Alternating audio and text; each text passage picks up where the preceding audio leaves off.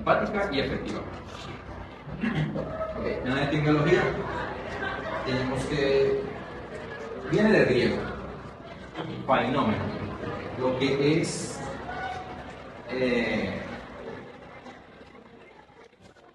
lo que aparece o se manifiesta.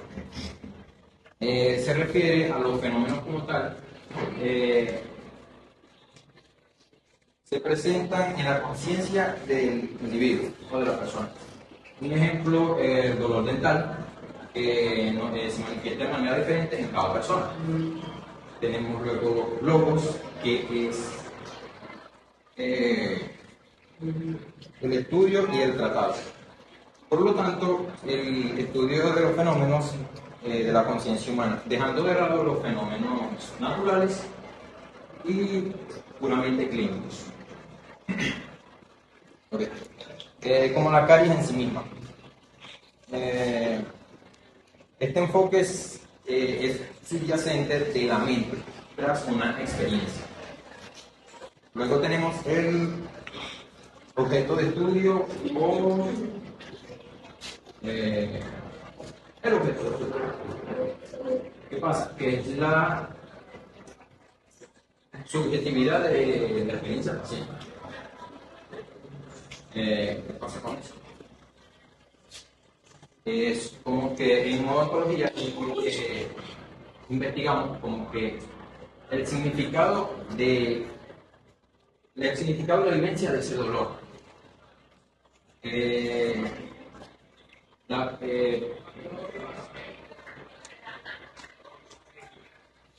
Como por qué la anticipación de la ansiedad ante el consultorio, el significado real de esa satisfacción o incomodidad al momento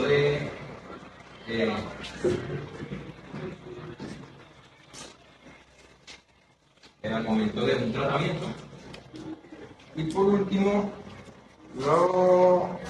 la perspectiva estética o emocional de los cambios de la boca, ya sea por una sonrisa, una nueva sonrisa o prótesis.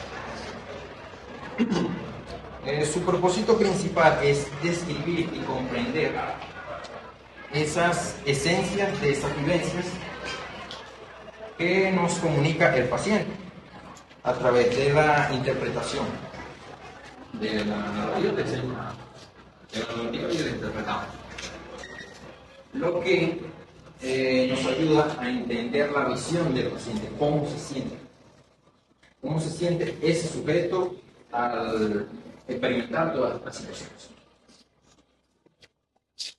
Dejando claro lo que dijo mi compañero, vamos a iniciar con lo que es el origen de la fenomenología. Iniciamos con lo que es Edmund Husserl.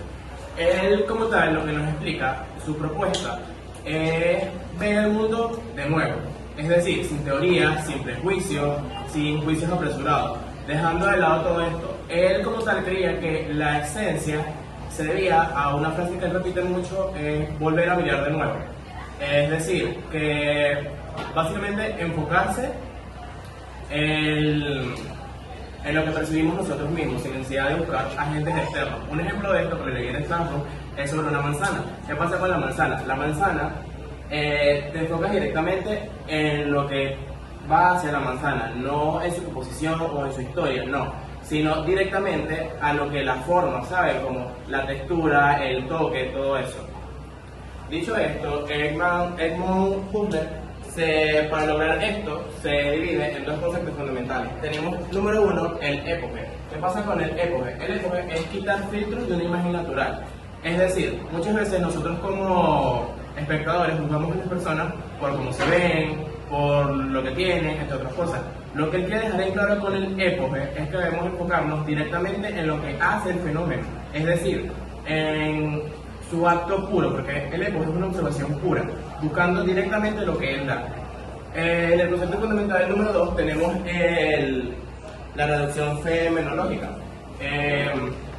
Esto es lo que hace, teniendo en claro lo que es el époque, es ir más hacia profundidad, o sea, buscar la esencia exacta del fenómeno. El Edmund Husserl también se da en dos conceptos que tenemos, la descriptiva y la trascendental. La descriptiva lo que hace es describir exactamente el fenómeno, sin irse a interpretar o analizar. Luego tenemos la trascendental, que esta lo que hace es irse directamente a por qué está sucediendo esto, qué lo hace, cómo funciona. Luego tenemos lo que nos dice Heidegger.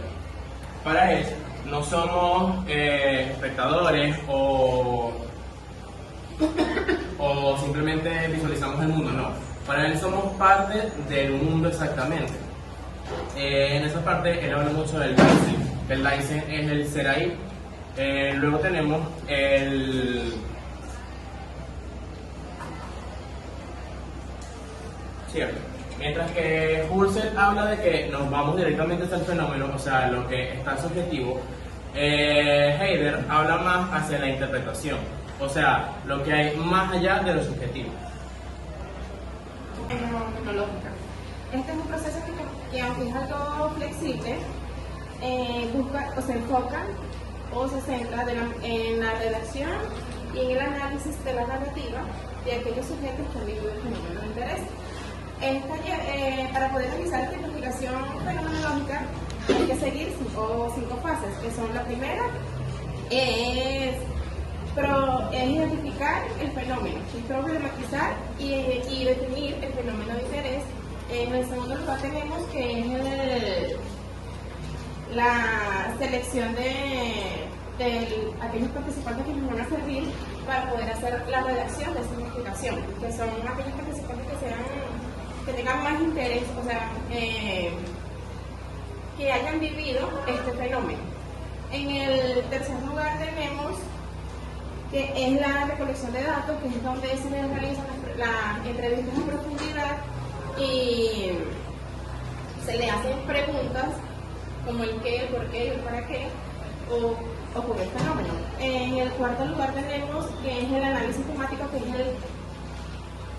el centro de la investigación. El centro de la investigación donde le pedimos a los sujetos que narren el fenómeno de la manera más detallada posible para poder entenderlo. Y en el quinto lugar tenemos la descripción de las esencias, que es donde se redacta el texto con las palabras que han utilizado con las propias palabras de los participantes para poder ilustrar la esencia. Hablar un poco de cómo podemos tener ejemplos de este fenómeno en la odontología. Uno bastante común y que nos estamos viendo actualmente, ya que vemos la técnica de odontopediatría, es el niño ansioso. Este niño que se encuentra nervioso a la hora de ser atendido. O sea, ¿cuál es el fenómeno acá? Bueno, es el saber o tener el conocimiento de por qué representa el sillón para este niño. O sea, lo vemos desde la perspectiva de cómo lo afecta, por qué tanto miedo a ser atendido odontológicamente, cómo podemos implementar esto. Bueno, buscando maneras de adaptación, investigando o indagando junto con los padres para poder hacer que este niño se adapte un poco mejor a lo que es la atención odontológica. Por otro lado, tenemos el caso de la cirugía, en cirugía dental, cómo afecta el dolor postoperatorio luego de una extracción compleja.